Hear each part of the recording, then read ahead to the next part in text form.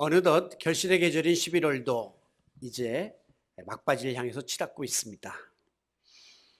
금년도 한 달여밖에 남지 않은 이 시점에서 우리의 신앙과 삶을 다시 한번 돌아보면서 얼마나 풍성한 열매가 맺혀졌는가 하는 것을 점검해 보는 것은 보다 나은 내일을 위해서 매우 필요한 과정이라고 볼 수 있습니다.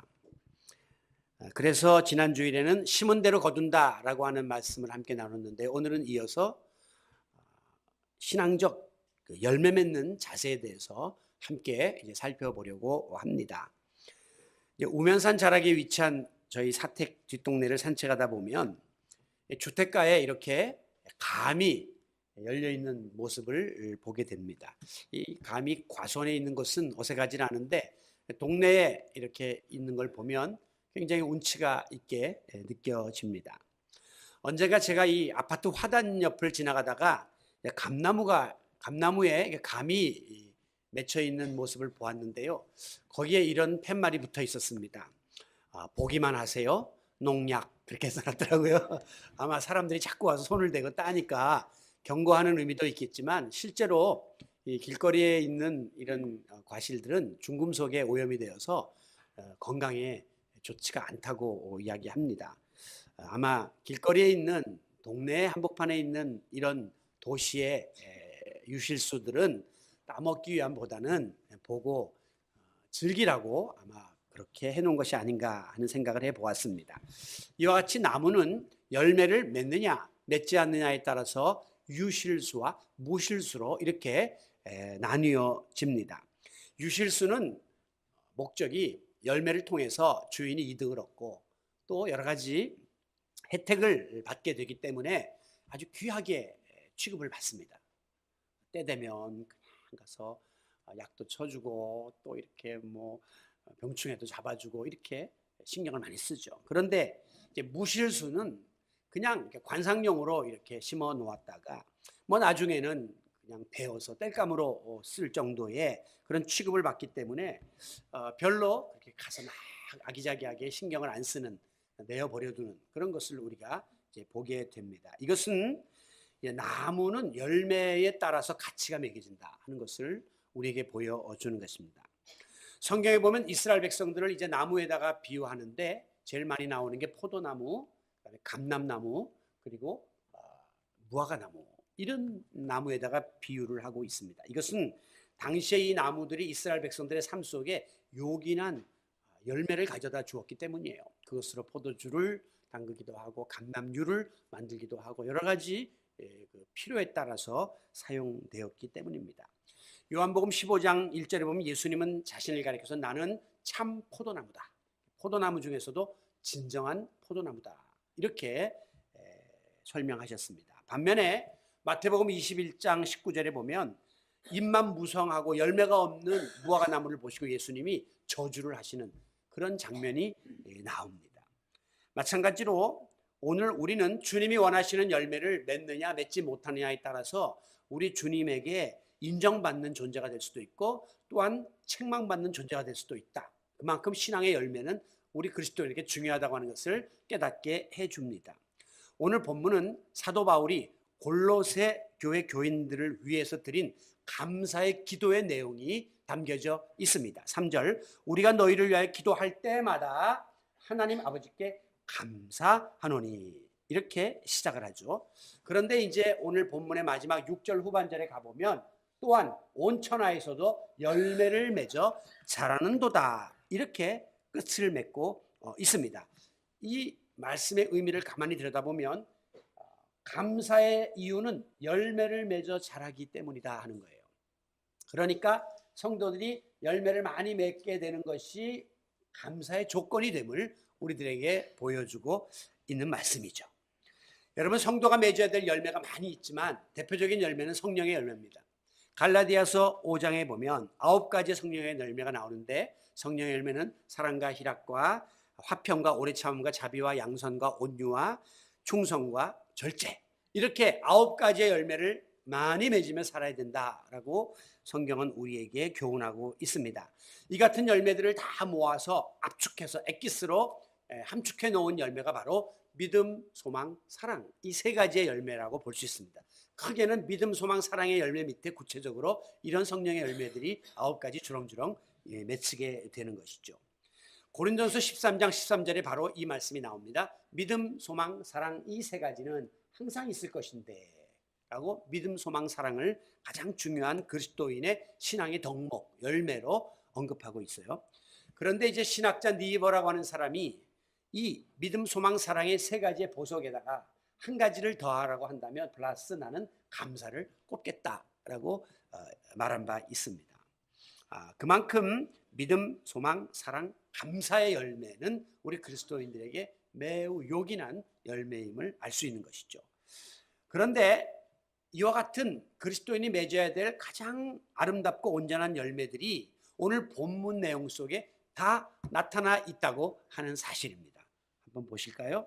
먼저 3절 보면 우리가 너희를 위하여 기도할 때마다 하나님 곧 우리 주 예수 그리스도의 아버지께 감사하노니 하면서 감사에 대한 말씀을 3절에 시작하고 있고요. 4절로 넘어가 보게 되면 이는 그리스도 예수 안에서 너희의 믿음과 모든 성도에 대한 사랑을 들었습니다. 믿음, 사랑이 나왔죠. 그리고 이제 이어지는 5절에 보면 너희를 위하여 하늘에 쌓아둔 소망으로 말미암음이니라 이렇게 말씀하므로 이 짧은 석절 속에 믿음, 소망, 사랑 그리고 플러스 감사가 같이 다 나와 있는 유일한 본문이 바로 오늘 본문인 것입니다. 이것은 골로새 교인들이 신앙생활의 전 영역 가운데에서 이 믿음, 소망, 사랑의 열매를 많이 맺고 있었던 것을 바울이 알고 듣고 그것으로 인해서 감사의 기도를 드렸음을 밝히고 있는 내용입니다. 자, 그렇다면 이제 이 열매를 맺는 그리스도인의 삶은 과연 어떠한 자세를 지녀야 하는가라고 하는 열매 맺는 성도의 삶의 필수 조건을 오늘 우리가 함께 살펴보려고 합니다. 먼저는 열매를 많이 맺는 성도의 삶을 살려면 진리의 말씀을 잘 듣고 배우고자 노력을 해야 합니다. 5절 너희를 위하여 하늘에 쌓아둔 소망으로 말미암음이니 곧 그래놓고는 너희가 전에 복음 진리의 말씀을 들은 것이니라 라고 말씀합니다. 6절 이 복음이 이미 너희에게 이름에 너희가 듣고 복음 진리의 말씀을 들었다 하는 말씀이 계속해서 나오고 있죠. 열매 맺는 신앙의 제1조건은 하나님의 말씀, 진리의 말씀, 복음을 듣는 것에서부터 시작되는 것입니다. 듣는다는 것은 귀로만 듣는 것을 의미하는 것이 아니라 곧 말씀을 잘 배워서 안다 하는 그런 의미를 포함하고 있는 것이죠. 로마서 10장 17절에 보면 믿음은 들음에서부터 나고 들음은 그리스도의 말씀으로부터 말미암는다 라고 하는 말씀이 나옵니다. 자, 우리가 이제 믿음 생활을 다 합니다. 여러분 무엇을 근거로 신앙생활을 합니까? 하나님의 말씀을 근거로 우리가 믿음을 갖게 되고 그 말씀을 근거로 지금 신앙생활을 하고 있는 것이에요. 그렇기 때문에 여러분의 믿음은 다 들음에서 나온 겁니다. 하나님 말씀을 들어가지고 하나님이 누군지 알고 예수님이 누군지 알고 구원이 무엇인지 알고 신앙생활을 어떻게 되는지 알고 다 들어서 나온 거예요. 그러면 이 들음은 도대체 뭘 들어서 나오는 것입니까? 목사의 설교를? 아니요. 궁극적으로는 하나님의 말씀을 들은 것이에요. 그렇기 때문에 거꾸로 올라가 보게 되면 하나님의 말씀을 들음으로 믿음을 소유하게 되는 것이고 이 같은 믿음을 바로 세워나갈 때에 풍성한 열매를 맺는 성도의 삶을 살게 됨을 믿으시기 바랍니다. 여러분 믿음은 하나님의 진리의 말씀을 듣는 데서부터 생겨납니다. 만약에 여러분이 믿음의 대상이신 하나님의 말씀을 듣지 못하면 뭘 믿어야 될 줄도 모르고 어떻게 믿어야 될 줄을 모르니까 믿음이 생겨나기조차 할 수 없는 것이에요. 그러니 거기에서 신앙의 결실을 맺는 것은 더더욱이 불가능한 것입니다. 간혹 가다가 이제 교회 생활 가운데 직분 생활을 하고 봉사 생활을 하는 분들 가운데 분주하게 막 그 일에 치중하는 분들이 있어요. 그래서 타고난 그 일꾼들이 있어요. 그런 분들은 일하는 재미가 남다르게 뛰어나서 더 열심히 교회에서 이제 여러 가지 일들을 하시는데 약점이 뭐냐면 자꾸 일에 치중하다 보니까 자연스럽게 하나님의 말씀을 듣는 일을 소홀히 하는 경우들이 생겨나게 됩니다. 이제 우리 교회는 2부 예배 때 이제 이게 교회학교 선생님들이 아이들을 가르치는데 그 선생님들은 1부 예배에 나와서 예배를 드리게끔 되어 있습니다. 그런데 이제 힘들잖아요. 젊은 선생님들은 특히 2부 예배 드리기도 힘든데 아이들 가르치기도 힘든데 또 1부에 나와서 예배 드려야 되니까 어떤 경우에 이제 1부 예배를 자꾸 이렇게 거르고 2부에 들어가서 아이들 가르치는 일만 감당하는 그런 분들이 계시는데 그런 것은 바람직하지 않아요. 내가 말씀을 듣고 배우고 훈련받아야 이것이 아이들에게 전해지고 나누어지고 가르쳐 줄 수 있는 것이지 내가 계속해서 노력하지 않으면 나갈 것이 없어지는 것이에요. 우리가 오래된 그 빛바란 강의록을 가지고 교수하는 그 옛날 그 교수님들 기억이 납니다. 머리 허해가지고 뭐 교수 생활 한 30년 한 분들 보면 빛바랜 그 노트를 갖고 들어와서 강의를 하시는데 이 더 이상 새로운 것이 없는 거예요. 맨날 하던 말씀 그냥 뭐 1년이면 또 학생들 나가니까 그 다음에 또 다른 학생 받았고 또 하고 그러니까 매일 똑같은 말씀만 하시면서 이 막 비행기가 날아가듯이 빨리 변화되는 이 지식의 세계에 대해서 연구를 안 하시니까 계속해서 이제 재탕재탕하다가 은퇴를 하게 되는 거죠. 마찬가지예요. 우리 목사들도 저도 그런 거를 많이 느껴요. 야, 이게 끊임없이 공부를 하고 노력을 해야만 새로운 것이 나올 수 있는데 이제 나이가 들고 여러 가지 기능들이 약화되니까 이제 그런 것들에 대해서 게을러지거나 또 힘들어지는 걸 느끼게 되는 거죠. 오늘 아침에 저희 집사람이 저보러 은퇴를 생각했다 그러는 거예요. 일부 예배 때. 깜짝 놀랐어요. 왜 그런가 했더니 제가 오늘 좀 찬송도 좀 헤매고 성경도 좀 헤매고 그랬거든요. 일부 때. 그랬더니 이제 그런 말을 하더라고요. 그래서 내가 이게 참 고민을 했습니다. 벌써 이렇게 은퇴를 해야 되나. 왜 그러면서 우리 옆에 교회에 아주 좀 조기 은퇴하신 목사님이 있어요. 그분을 떠올렸대요. 그분이 멀쩡하셨는데 얼마 전만 해도 갑자기 은퇴를 하신다 그래서 왜 그런가 했더니 몸에 이제 어려움이 와가지고 은퇴를 하셨거든요. 그래서 저희 사람이 저에게 은퇴를 떠올릴 만큼 내가 일부 때 헤맸다 그래서 그런가 이렇게 하는데 오늘 또 예배 1부, 2부 사이에 또 우리 권사님 한 분이 날 보더니 목사님 지금 컨디션이 안 좋아 보인다고 그러시더라고요. 그래서 이게 정말 은퇴가 더 가까웠나 보다 그랬는데 그 이유 중에 하나가 제가 아까 장로님한테 이야기했는데 제가 이 눈이 때때로 이렇게 흉혈되면 안약을 이렇게 넣거든요. 그런데 얼마 전에 이 귀가 약간 그 물이 들어가 가지고 이렇게 염증 가라앉히는 약을 준 게 있어요. 튜브로 된 게. 그런데 예배 딱 일부 들어오기 전에 안약을 넣는다는 게 그 귀에 넣는 약을 넣었어요. 그래서 깜짝 넣는 순간 느낌이 달라서 딱 보니까 이 튜브가 비슷한데 이게 잘못 들어간. 그래서 금방 눈을 이렇게 세척하고 그리고 이제 밖으로 이렇게 일부 예배 때 나갔다가 벌써 여기 준비 찬양은 시작된 상태 들어왔거든요. 그러니까 버벅거릴 수밖에 없죠. 지금 상태가 깜짝 놀란 상태이기 때문에 그래서 그렇지 아직까지 그렇게 뭐 완전히 마시간 상태는 아니니까 그렇게 취급 안 해주시면 좋겠습니다. 저는 다 알아서 그냥 내 몸이 내 정신이 상태가 그러면 미련 없이 떠날 거니까요. 그런데 제가 미국 교회에 있을 때도 어떤 그 교인들이 이제 지금 목장이 이렇게 돌아가면서 찬양하듯이 거기는 식사를 했거든요. 근데 그 이민교회에서는 그 국밥을 하는데 김치하고 그건 너무 맛있는 거예요. 한국 사람들끼리 모여서 먹는 국밥이. 그래서 그거를 늘 하는데 이걸 하려면 토요일 날 장을 다 받아가 또 그 고기를 또 이렇게 구워야 돼요. 쭉. 그래서 또 아침 일찍부터 나와서 일을 하셔야 되니까 교인들이 너무 힘드신 거예요. 그래서 어느 날 저에게 그 대표들이 찾아와서 목사님 여기 주방에다가 스피커를 좀 달아주시면 좋겠다고. 그래서 왜 그러냐 그랬더니 목사님 설교하시는 동안에 이제 설교 들으면서 중계방송 들으면서 이제 이 소고기를 다듬고 음식을 만들겠다는 거죠. 그래서 제가 죄송하지만 그거는 허락할 수가 없습니다. 국밥을 안 먹으면 안 먹었지 말씀 듣고 예배 드리는 일을 그렇게 소홀히 해서는 아니 됩니다. 이렇게 냉정하게 제가 거절을 한 적이 있는데요. 주일은 하나님의 날이고 주님의 날이고 주님께 나와 예배하는 것이고 주님의 말씀 듣고 예배하는 그 일이 우선돼야지 뭘 먹고 친교하고 뭐 선교에 모이고 이거는 그 다음 부차적인 일이라는 사실을 분명히 우리가 알아야 하는 것입니다. 그런 의미에서 우리 교회는 참 감사하죠. 밥 때문에 여러분들이 막 그 시간을 쫓기거나 이런 일이 없잖아요. 항상 감사하고 그냥 식기 세척한다고 또 예배 못 드리고 이런 일이 없잖아요. 그러니까 그런 의미에서는 또 감사하다는 생각이 들더라고요.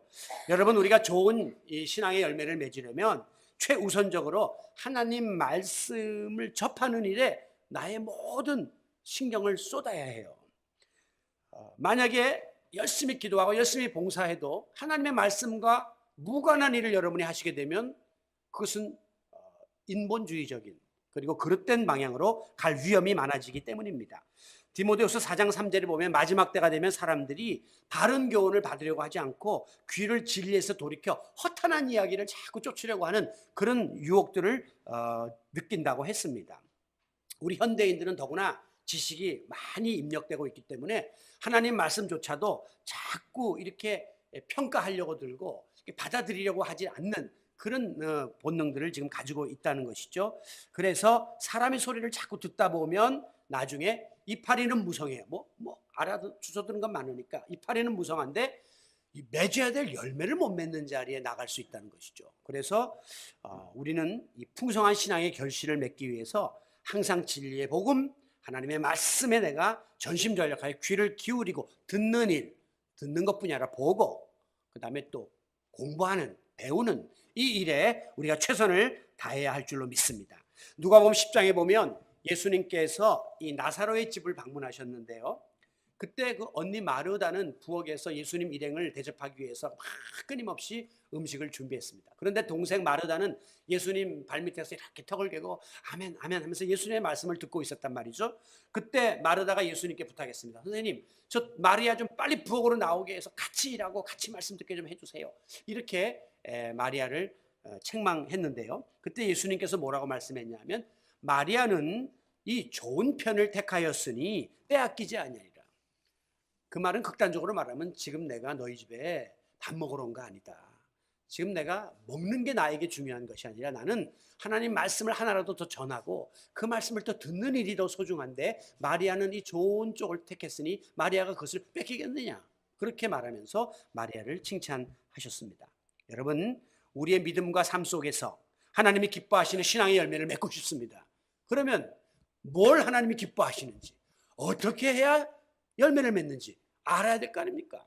그렇기 때문에 진리의 말씀에 늘 귀를 기울이고 말씀을 적극적으로 배우는 그런 자세를 여러분이 갖춰 나감으로 신앙의 결실을 맺는 기초를 잘 다져나가는 우리 성도 여러분들이 되시기를 바랍니다.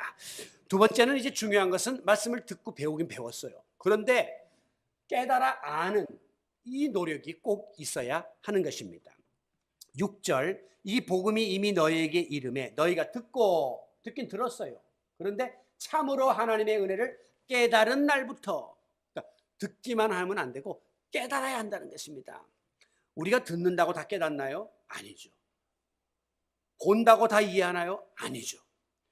그러므로 하나님의 말씀을 깨닫고자 하나님 앞에 매어 달려야 하는 것입니다. 말씀 많이 들어도 성경 공부 많이 해도 정확한 깨우침이 없으면 생명력을 상실한 그냥 소리에 불과한 거예요. 그냥 지식에 불과하다는 것이죠. 여러분, 지식과 신앙은 분명히 다릅니다.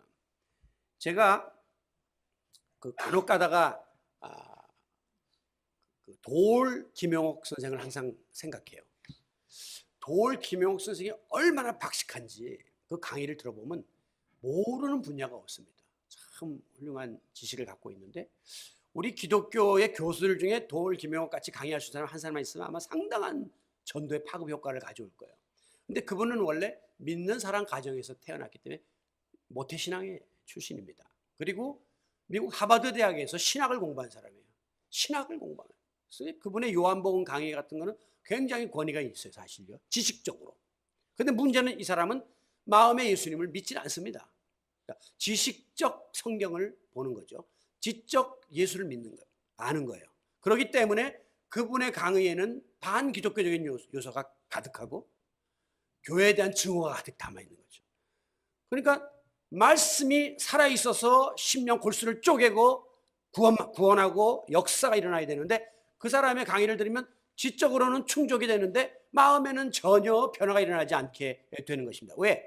지적인 성경에 그쳐 있기 때문이에요. 여러분이 성경 말씀 많이 보고 뭐 많이 듣고 하면 머리에는 가득히 귀는 커질 수 있어요. 그런데 이 말씀은 살았고 운동력이 있어 내 마음속에 깨달음을 주고 막 그냥 심령 골수를 쪼개면서 역사가 일어나야 되는데 여기까지 도달하지 못하게 되면 절대 신앙의 열매를 맺을 수가 없게 되는 것이죠. 그래서 내가 항상 저 도올 김영옥 선생이 막 뒤집어져 갖고 성령 충만해서 전도자가 되면 저 사람이 수많은 영혼을 건질 때 예수를 믿어야 된단 말이에요. 그러면서 하면 얼마나 재밌으면 사람들이 잘하겠어요. 그런데 저 사람 내가 항상 기도합니다. 저 뒤집어져 갖고 바울 되게 해달라고. 사울이 바울 되는 것처럼. 사울이 얼마나 지성인이었습니까? 근데 반기독교인이었잖아요. 뒤집어지니까 사도가 되잖아요. 모르겠어요. 도올 선생이 머지않은 장래에 만약에 정말 확 뒤집어져 갖고 복음을 전하는 사람이 된다면 정말 제 기도 덕분인 줄 아시기 바랍니다. 이어령 선생도 마찬가지예요. 그 지성인이 머리로는 모르는 게 없는 사람이에요. 성경을 꿰뚫는 사람인데 안 믿었잖아요. 그러나 자기 딸의 이민아 목사의 그 치유 과정을 통해서 주님께 돌아왔죠. 인간이 얼마나 연약한가를 알게 되는 거죠. 그러니까 지적인 데 머무르면 안 되고 가슴 속에 깨우침이 있어야 된다 하는 것입니다. 예수님께서도 복음을 막 전하는데 예수님 같은 능력 있는 분이 복음을 전해도 많은 사람들이 이 복음의 진리를 깨닫지 못해가지고 참으로 어렵도다. 이 무슨 말씀을 하는 거냐? 이렇게 의아해하는 사람이 많았거든요. 그래서 예수님이 요한복음 8장 43절에서 유대인들을 향해서 어찌하여 내 말을 깨닫지 못하느냐? 예수님도 안타까워했어요. 그런가 하면 예수님을 따라다니는 제자들은 좀 말씀을 잘 깨달아야 될 거 아닙니까? 그런데 제자들도 매우 어렵도다. 못 알아듣는 거예요. 그래서 마태복음에서 예수님이 말씀하시기를 너희도 아직까지 깨달음이 없느냐 말이야. 왜 이렇게 깨닫지를 못하냐고 안타까워하셨던 모습을 보게 되는 것이죠. 여러분, 왜 하나님의 말씀을 많이 듣는데 깨달음이 없는 것입니까? 이 시간에도 똑같은 시간에 똑같은 자리에서 똑같은 말씀을 듣고 있는데 어떤 사람은 말씀이 차근차근 이해가 되고 그 다음에 또 어떤 말씀으로 내가 열매 맺는 생활을 할까 이렇게 집중하는 데 비해서 어떤 분은 아이고 빨리 이렇게 좀 끝나든가 아니면 도울처럼 재밌게 하든가 이거 해야지 이건 뭐 아이고 받아들여지지 않는다 이렇게 생각하는 사람이 당연히 있다는 것입니다. 왜 그렇습니까? 예수님은 씨 뿌리는 비유를 통해서 그 원인을 규명해 주셨습니다. 농부가 같은 씨를 뿌렸어요. 아무리 목사들이 여러 사람이 설교를 해도 내용은 다 하나님의 말씀에서부터 하는 거기 때문에 뭐 목사가 설교를 뭐 알아듣게 한다 못한다 잘한다 못한다 평가하는 것은 부차적인 것이고 근원적인 것은 말씀이 지금 전해지고 있다는 거예요. 그런데 문제는 어떤 밭에 떨어지냐에 따라서 결과는 180도 달라진다고 예수님이 설명을 했습니다. 그러면서 돌밭에 떨어질 때, 가시떨기에 떨어질 때, 길가에 떨어질 때가 있는데 돌밭에 떨어지면 아주 완악한 그런 그 딱딱한 밭에 떨어져 봐야 그거 뭐 뿌리를 내릴 수가 없고 가시는 조금 뿌리를 내리고 줄기가 올라다 가시에 찔려서 또 확 주저앉고 또 길가에 놓으면 새들이 와서 다 집어먹고 사람들이 밟아버리고 그러니까 결국은 그런 마음밭에 떨어지면 아무리 좋은 씨가 떨어져도 열매를 맺을 수 없다라고 말씀했습니다. 그러므로 중요한 것은 마태복음 3장 15절 이 백성의 마음이 완악하여 귀는 듣기에 둔하고 눈은 어두워져 감아버렸으니 어떻게 보고 깨달을 수가 있겠느냐라고 본인의 그 마음이 완악하면 안 된다는 거예요. 아무리 훌륭한 사람이 설교를 해도 말씀이 떨어져도 예수님이 전해도 제자들이 못 알아들었다니까요. 깨닫지를 못했다니까요. 그러니까 중요한 것은 그 당시 제자들의 마음밭이 중요했고 그 당시 유대인들의 마음밭이 중요했고 오늘 여러분의 마음밭이 중요하다는 것입니다. 마음이 완악하다는 것을 다른 말로는 이제 강팍하다 그러는데요. 이건 뭐냐면 딱딱하고 굳어있고 감정이 무디어져 있고 고집과 선입견이 가득 차 있는 사람을 이게 완악한 사람이다 그렇게 얘기합니다. 이런 사람은 아무리 하나님의 말씀을 전해도 받아들이려고 하진 않고 거부하고 뱉어냅니다. 너무 세상 지혜와 세상적인 생각과 여러 가지 자기 편견과 주관이 가득 차 있기 때문에 하나님의 말씀이 들어와도 이것을 의도적으로 자꾸 뱉어내게 돼 있다는 것이죠. 우리가 그 부르는 대중가요 중에 내 속에 내가 너무도 많아 하는 그런 노래가 있어요. 내 안에 내가 너무 많다. 그 말은 내가 너무 강해. 내 생각이 너무 복잡해. 그래서 그분이 쉴 곳이 없다. 주님을 모실 자리가 없는 거예요. 이것이 바로 완악한 마음을 뜻하고 있는 것입니다. 여러분, 하나님의 말씀은 초월적인 지식을 초월하고 이성을 초월하는 초월적인 말씀인데 이것을 육신의 귀로 듣고 자기 지성으로 판단하고 이성으로 이것을 풀어보려고 하니까 절대 해석이 될 수가 없는 것입니다. 영적인 하나님의 말씀은 영적으로 받아들여야지 여기 통함이 있는 거예요. 제가 늘 말씀드린 것처럼 저쪽 방송국에서 보내는 그 사이클이 있어요. 거기에 내가 다이아를 맞춰야 선명한 음악을 들을 수 있는 거예요. 저쪽에서 아무리 좋은 음악을 보내도 내가 엉뚱한 사이클을 돌리면 잡음만 들리지 음악인지 뭔지 괴롭기만 한 거예요. 오늘 하나님께서 우리에게 영적인 말씀을 주실 때 내가 영적으로 접근을 해야지 이게 매치가 되어갖고 아멘이 되지, 영적인데 내가 이성적으로 세상적으로 육체적으로 내 지식적으로 접근을 하면 끊임없는 잡음이 들리기 때문에 하나님의 말씀이 깨달아질 수가 없는 것입니다. 그러므로 이것을 우리가 다른 말로 이야기하면 말씀을 깨닫는 데 있어서는 성령의 조명하심이 필수라고 말하는 거예요.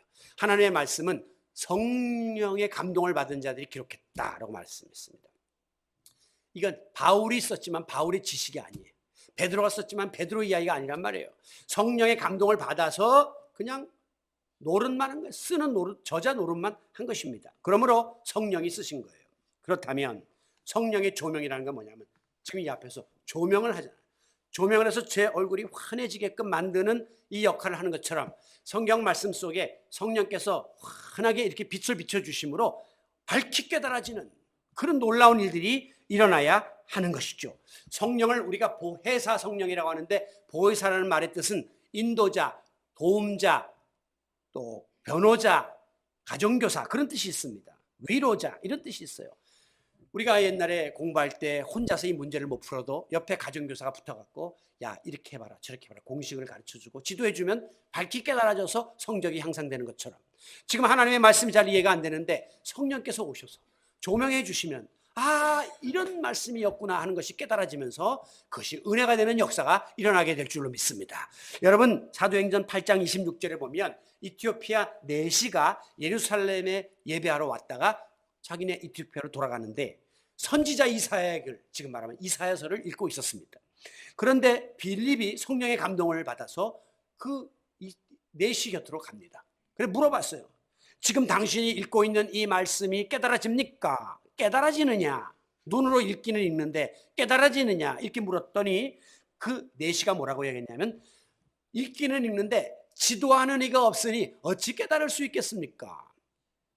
그때 빌립을 청합니다. 그래서 빌립이 그 병거에 타가지고 여기 이사야의 이 말씀은 이런 뜻입니다. 저런 뜻입니다. 알려주니까 밝히 깨닫는 역사가 일어나게 된 것이죠. 여기 깨닫는 이라는 것은 오늘로 말하면 하나님의 종들을 뜻하는 거죠.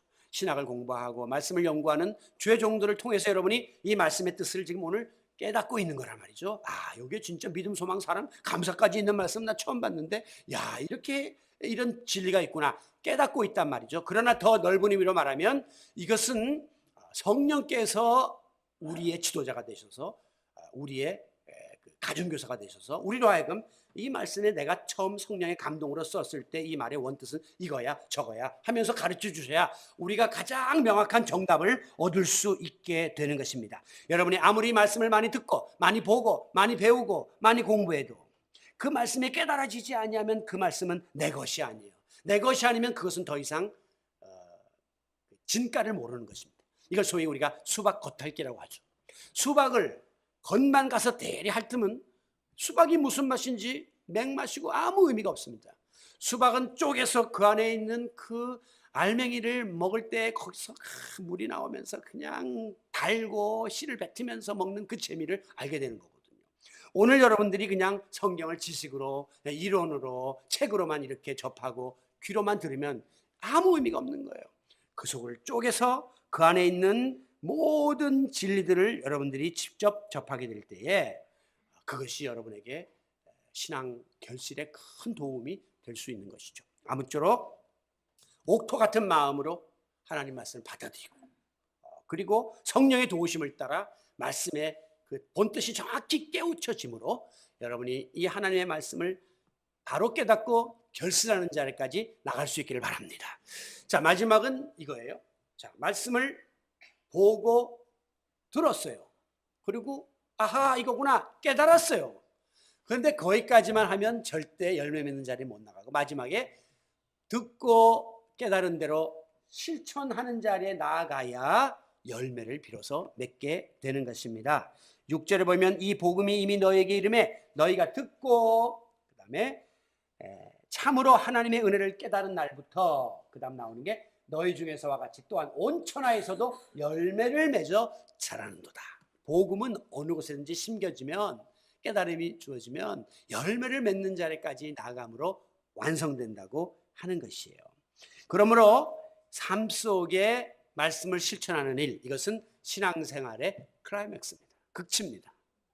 여러분이 뭐 성경 공부하고 신앙생활하고 많은 노력들을 하는데 그 마지막 정점에는 행함이에요. 행함. 저는 이거를 굉장히 중요하게 생각하는 사람 중에 하나입니다. 예수님은 마태복음 7장 16절에서 가시나무가 포도를 엉겅퀴 나무에서 무화과 나무를 딸 수 없듯이 그 열매로 그 사람을 알 수 있다 그랬거든요. 지금 포도 열매를 따기 원하면 포도나무가 되어야 하고 나무를 심어야 되고, 무화과 열매를 따려면 무화과 나무를 우리가 심어야 되는데 우리는 지금 가시나무를 심어놓고는 포도를 따려고 그러고 또 엉겅퀴를 심어놓고는 무화과 나무를 따려고 하는 이런 잘못을 저지르고 있지 않느냐 하는 것입니다. 다시 말해서 결국은 열매가 그 사람을 평가하는데 우리 나무 자체가 잘못되어 있으면 열매를 제대로 맺을 수가 없고, 오늘 우리들이 결국은 열매로 우리의 모든 신앙을 판단받을 수밖에 없다는 것입니다. 제가 목사님들 중에 아주 존경하는 분들이 있습니다. 우리 이제 목사들끼리도 존경하는 목사님이 있고 그냥 뭐 이렇게 부러운 목사님이 있어요. 부러운 거는 이제 교인들 많이 모이고 대우 잘 받고 좋은 차 타고 그러면 목사들이 참 부럽다. 그래도 목사로 저렇게. 그렇죠. 그런데 그런 사람 존경 안 하는 사람 많습니다. 저 사람은 순상업적이고 목사가 보면 무슨 경영하듯이 교회를 하고 아무리 교인 많이 모여도 우리 마음에 존경은 안 가. 그렇게 생각해요. 그런데 존경하는 분이 있습니다. 교인도 몇 명 안 모여요. 설교도 들으면 버벅거려요. 뭔 뜻인지도 몰라요. 근데 존경해요. 그게 왜 그런 줄 아십니까? 그 목사님이 설교하신 대로 실천하는 목사님을 우리는 존경합니다. 설교는 그럴듯하게 하시지만, 그래서 교인들은 많이 모이지만 열매가 없는 목사님에 대해서는 아무리 목사지만 존경하지 않습니다. 중요한 거는 실천이란 말이죠. 오늘 하나님의 말씀을 많이 듣고 우리가 그 깨달음이 있다 할지라도 여러분의 삶의 현장에서 실천 못하면 이게 소위 빛 좋은 개살구예요. 겉보기만 그럴듯하지 속에는 능력도 없고 효율성도 없는 껍데기 신앙으로 전락하게 되고 마는 것입니다. 여러분, 열매의 생명은 뭡니까? 영향력입니다. 왜 열매가 소중합니까? 그 열매를 먹고 많은 사람들이 기뻐하고 즐거워하고 누리는 거예요. 다른 사람에게 영향력을 끼치는 게 열매예요. 오늘 우리 교회가 그렇게 강조하고 있는 그리스도인의 선한 영향력을 끼칩시다. 여러분, 믿는 사람으로서 그리스도의 향기를 드러냅시다. 편지가 됩시다.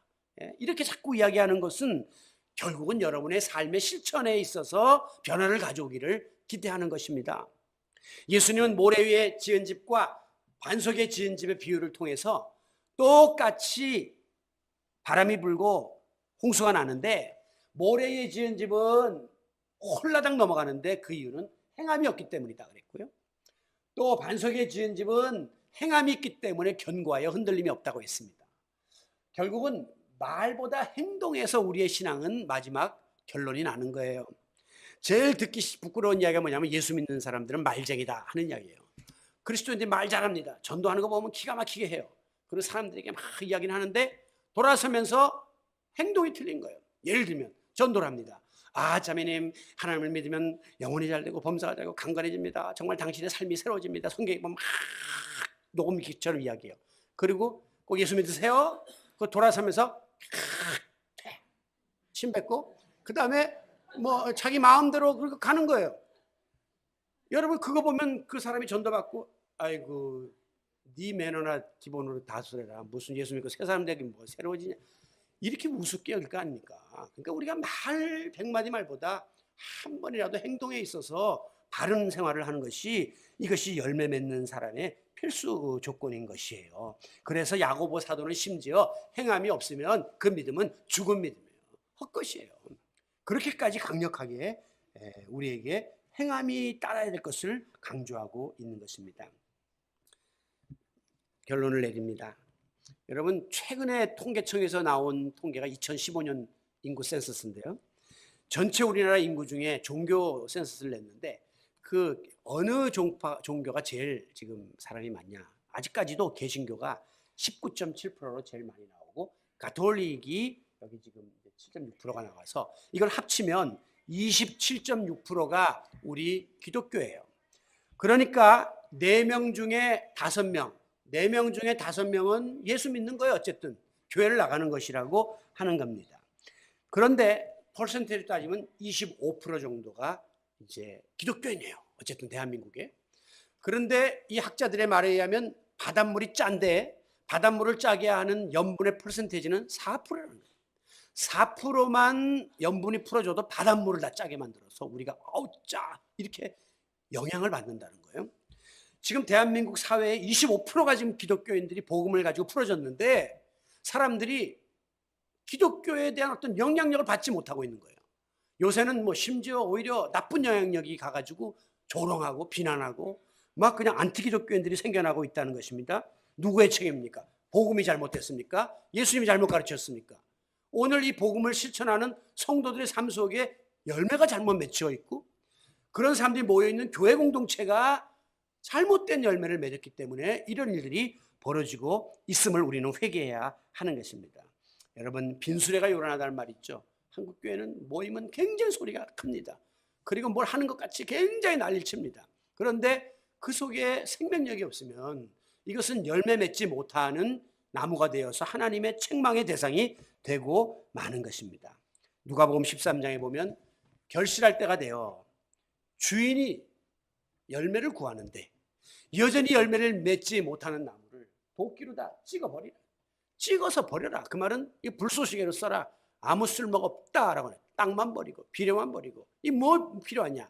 이렇게 책망하는 모습이 나옵니다. 여러분 언젠가 우리 인생의 신앙의 주인이신 하나님께서 우리의 모든 것을 결산하는 때가 온다는 것이 성경의 내용이에요. 마지막 하나님 앞에 설 때가 온다는 것입니다. 그때 우리 주인이 기대하는 좋은 열매, 유용한 열매, 다른 사람에게 정말 선한 영향을 끼칠 수 있는 크기의 열매를 맺지 못하면 가차없이 찍어서 버리겠다고 말씀하는 겁니다. 이렇게 큰 교회 전왔는데요, 다 필요 없다는 거예요. 이렇게 많은 사람이 모이는데요, 다 필요 없다는 거예요. 그 속에 정말 몇 명이 열매를 맺어서 가는 곳에서 냄새를 내고 그리스도의 향기를 낼 수 있는 그런 존재가 되기를 하나님은 원하고 계시는 것입니다. 이것을 위해서 오늘 우리가 3가지의 그 전제 조건을 생각해 보았습니다. 결국은 우리의 믿음은 말씀에서부터 비롯되는 거니까 말씀에 귀를 기울이고 말씀 배우는 일에 전념하지 않으면 절대 열매 종류, 열매 그 과정, 열매 질을 우리가 가늠할 수가 없어요. 그러니까 말씀을 배워야 돼요. 2번째는 말씀 많이 들으면 뭐합니까? 깨달음이 있어야 되죠. 안 그러면 지식에 머물고 마니까. 그래서 깨달음이 있어야 되는데 그러려면 성령의 조명하심과 내 마음이 옥토처럼 열려 있어야 된다는 사실을 잊지 마시기 바랍니다. 그리고 듣고 깨달은 말씀을 내 삶 속에 하나라도 손과 발로 실천하고자 애를 쓸 때 우리는 좋은 열매, 또 실한 열매, 아름다운 열매를 많이 맺게 되고 훗날 포도원의 주인이신 우리 하나님께 기대하시는 믿음, 소망, 사랑, 감사 열매를 주렁주렁 맺을 수 있게 될 것입니다. 아무쪼록 우리를 이 땅에 보내신, 우리를 이 땅에 심으신 포도원 지기이신 우리 하나님의 뜻에 합하여 하나님을 기쁘시게 하고 하나님을 영화롭게 하는 그런 결실한 포도나무 같은 존재들이 다 되시기를 예수님의 이름으로 축원합니다.